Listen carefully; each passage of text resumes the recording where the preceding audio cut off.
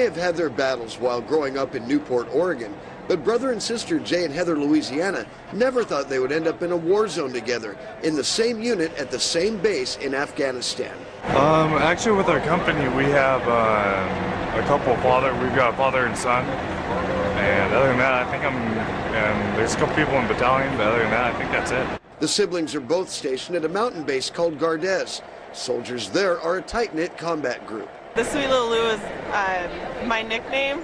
My brother's platoon nicknamed him Sweet Lou, and so from there they nicknamed me Sweet Little Lou. So I had it embroidered and put on my headband. Just gives it a little personal touch. While Jay is operating a machine gun on a Humvee,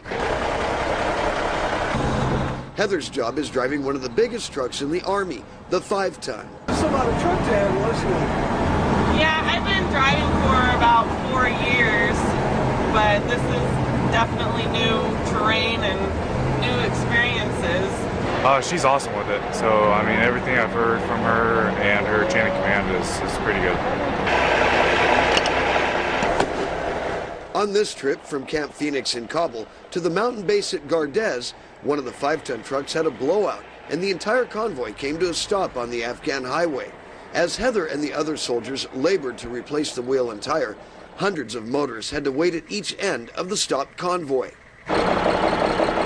Security concerns mean no vehicles pass Americans when they're broken down.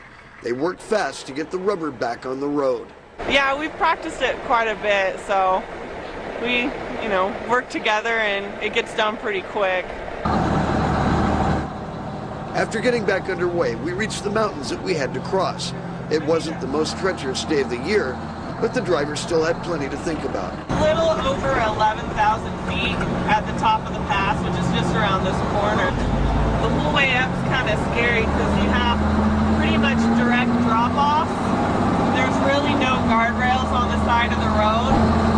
So when it snows, we just have to drive slow and pretty careful.